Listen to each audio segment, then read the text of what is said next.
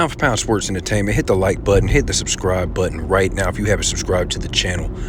We're going to get to it like we always do. It's your host, F. Merritt. We had Conor Benn and Shakur Stevenson on Ariel Helwani show. You guys can check that out. The link will be in the description below. But these guys were kind of going back and forth. It got to the point, it was very entertaining. I think it was, it was very respectful, but it was also some truth in it, and things got a little heated, to a degree. Now, Shakur Stevenson coming off of a great win over Zapata. You know what I'm saying? Obviously, dominant win. He's a phenomenal fighter. Shakur Stevenson is a phenomenal fighter. Conor Benn coming off of a loss to Chris Eubank Jr. over there in the UK. Phenomenal fight. It was a war. Conor Benn showing straight heart. Put everything on the line. It's an undefeated record, moving up 2 weight classes to take on Chris Eubank Jr. and a Fight of the Year candidate. Now, Conor Benn was telling, Shakur Stevenson, I hate watching you fight. A lot of people don't like watching you fight. It's boring, blah, blah, blah, blah. And then Shakur Stevenson, was kind of going back saying, I don't like watching you fight. I don't learn shit. You know what I'm saying? That's cool. I respect it. And Shakur Stevenson was absolutely right when he said that people do, like real boxing fans really do love watching Shakur fight. He is very intelligent. IQ in that ring is out of this world. Skill set is crazy. Defensive when he needs to be. The jab is phenomenal. He's very smart in there. It's very tricky. But, you know what I'm saying? I get from Conor Benn's point of view as well, because some people have complained about Shakur Stevenson. Some people, have tried to label him a boring fighter.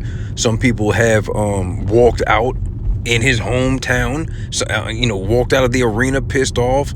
It is what it is. But I think, depending on the skill set and the style of his Shakur Stevenson's opponents, that will determine and bring out the best in Shakur Stevenson. But one thing that was said between both fighter Shakur Stevenson and Conor Benn, they both said, hey, if Chris Eubanks pulls out of this fight, I think the fight's supposed to happen in September or something like that, September, October, the rematch.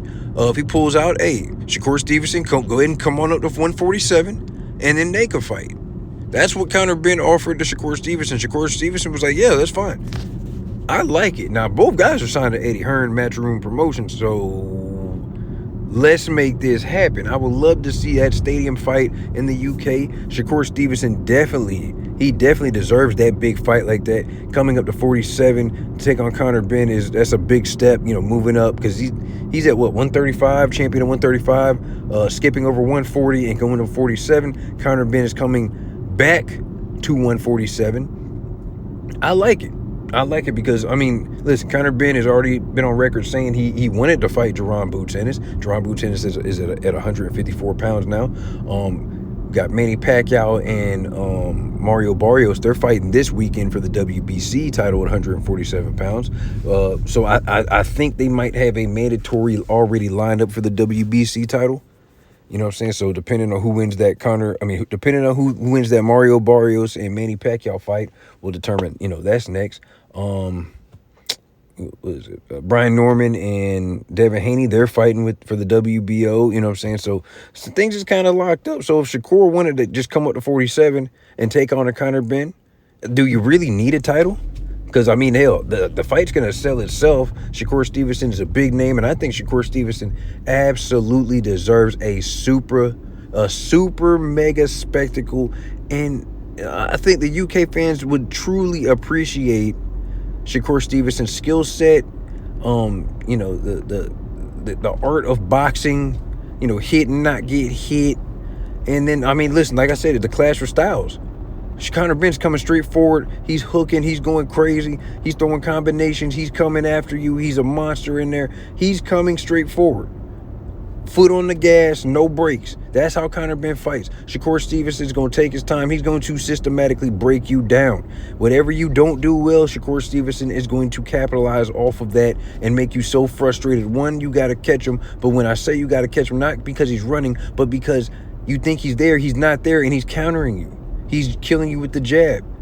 Like I say before, you make any mistakes with Shakur Stevenson, he is going to study you and capitalize off of any tendencies, any bad habits that you have, to the point where you're going to start questioning everything you do. So, I mean, hey, salute to Shakur Stevenson, salute to Conor Benn. Who do you guys have winning this fight if this fight does happen at the end of the year between Shakur Stevenson and Conor Benn? Do you have Conor Benn coming back to 47, looking phenomenal, and actually getting Shakur Stevenson up out of there? Do you have Shakur Stevenson moving up 2 weight classes to defeat Conor Benn? I love the name cachet. I love the spectacle that it would be in a stadium, a sold-out Wembley, 100,000 people stadium. I would love that for both fighters, man. A big, massive payday. Man, come on. It's a win-win for everybody. But let me know who you guys got winning that fight between Conor Benn and Shakur Stevenson, man. It's your host, F. Merritt, Pound for Pound Sports Entertainment. And once again, the link is in the description. You guys can check that out for yourself. I'm out.